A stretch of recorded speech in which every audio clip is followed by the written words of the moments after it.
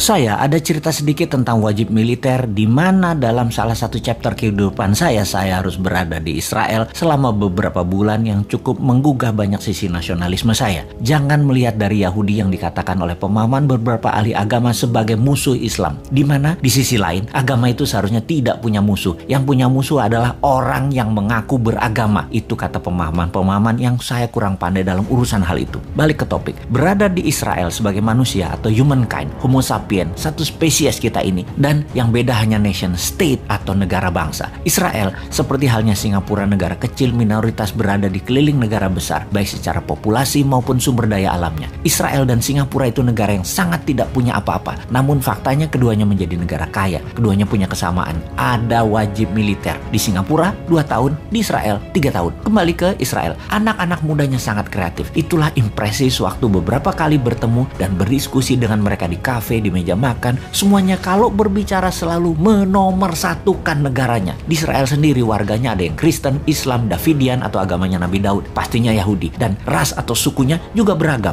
Jadi Israel sebagai nation, apapun agamanya, warganya sangat militan karena 3 tahun di kawah Chandra di muka nasionalisme mereka dibangun yang bernama wajib militer. Selain dari sebagai tentara cadangan, juga sebagai bentuk doktrin nasionalisme. Semua orang faktanya, orang Israel itu yang muda-muda itu sampai yang tua, semua orang jago bela diri, jago teknologi militer, persenjataan, dan kompak. Singapura melakukan hal yang sama. Karena itu, apa yang terjadi kalau Indonesia negara yang besar ini? Di Indonesia ada wajib militer. Nasionalisme generasi muda dan generasi di tahun 2045 ke atas, Indonesia pasti menjadi negara yang sangat dikagumi, sangat dihormati, dan sangat disegani. Ada sebuah cerita nyata, namun ini bukan mewakili semua orang. Jangan disamaratakan. Sekali lagi, ini kisah nyata saya dan jangan digeneralisir. Ini semua just for the sake of discussion. Untuk itu, saya minta izin, saya menyebut sebuah ras. Sahabat saya ini keturunan Tionghoa, sangat kaya dan sukses, berbisnis plastik beserta turunannya. Bahkan bahan bakunya 100% dari Tiongkok, menjadi top 5 pebisnis plastik kemasan di Indonesia. Sangat sukses.